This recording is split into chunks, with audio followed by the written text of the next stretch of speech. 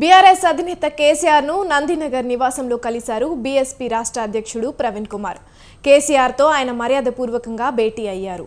Parliament ఎన్నికల నేపథ్యంలో ఇరువురి భేటీకి ప్రాధాన్యత ఏర్పడింది. లోక్సభ ఎన్నికల్లో బీఎస్పీతో బీఆర్ఎస్ పొత్తు పెట్టుకోనున్నట్లు తెలుస్తోంది. పొత్తు కుదిరితే నాగర్ కర్నూల్ పార్లమెంటు స్థానం బీఎస్పీకి కేటాయించే అవకాశం ఉన్నట్టు సమాచారం. ఇక ఇదే అంశంపై మరింత సమాచారాన్ని మా ప్రతినిధి సవిన్ ఫోన్ లైన్ ద్వారా అందిస్తారు. చెప్పండి సవిన్.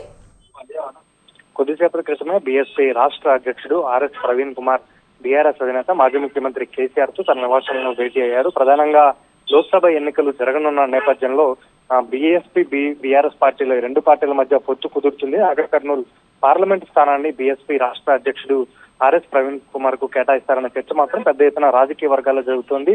ఒకనొక సందర్భంలో ఆర్ఎస్ ప్రవీణ్ కుమార్ బీఎస్పీని వీడి బీఆర్ఎస్ పార్టీలో చేరి నాగర్ కర్నూల్ పార్లమెంట్ స్థానం నుంచి పోటీ చేస్తారని ప్రచారం జరిగినప్పటికీ దాన్ని ఆర్ఎస్ ప్రవీణ్ కుమార్ ఖండించారు. ప్రధానంగా నేను బీఎస్పీలోనే కొనసాగుతాను, బీఆర్ఎస్ లో ఎట్టి పరిస్థితుల్లో చేరే అవకాశం లేదు, అట్లాంటి వార్తలు నమ్మవద్దంటూ కూడా ఆర్ఎస్ ప్రవీణ్ కుమార్ ఒక ప్రకటన విడుదల చేశారు. ఈ రోజు మధ్యాహ్నం కేసీఆర్ నివాసానికి వచ్చినటువంటి ఆర్ఎస్ ప్రవీణ్ కుమార్ కేసీఆర్ తో చర్చలు జరుపుతున్నారు. ఇటీవల జరిగిన అసెంబ్లీ ఎన్నికల్లో సిర్పూర్ కాగజ్నగర్ అసెంబ్లీ నియోజకవర్గం నుంచి ఆర్ఎస్ ప్రవీణ్ కుమార్ బీఎస్పీ తరఫున పోటీ చేశారు. 44,646 ఓట్లు సాధించి 3వ స్థానంలో నిలిచారు. ఇప్పుడు లోక్సభ ఎన్నికలు జరగనున్న నేపథ్యంలో బీఆర్ఎస్ పార్టీ ఇటీవల జరిగిన అసెంబ్లీ ఎన్నికల్లో రాష్ట్రంలో అధికారం కోల్పోయి ప్రధాన ప్రతిపక్ష స్థానానికి పరిమితమైంది. ఈ నేపథ్యంలో వచ్చే లోక్సభ ఎన్నికల్లో ప్రధానంగా కలిసి వచ్చే రాజకీయ శక్తులను కలుపుకొని పోవాలని బీఆర్ఎస్ అధినేత కేసీఆర్ భావిస్తున్నారు.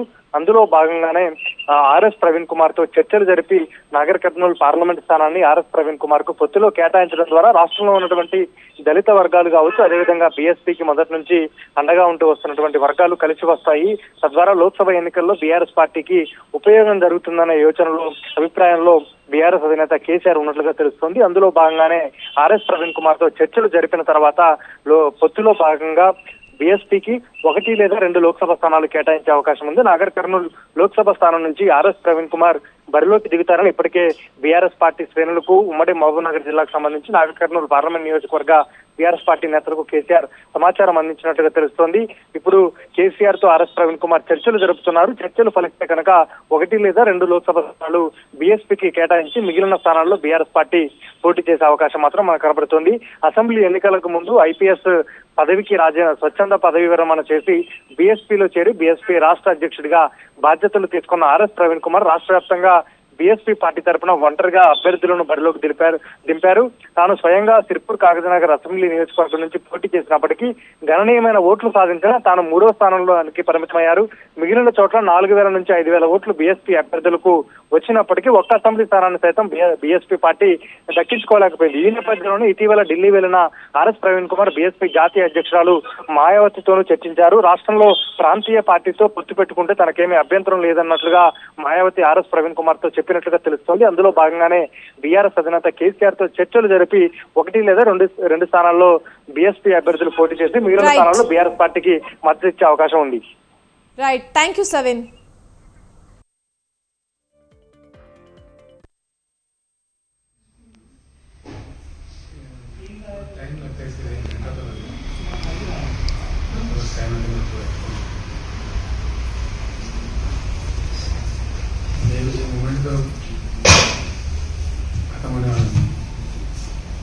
आप जी जरूर जरा सुने तो क्या नहीं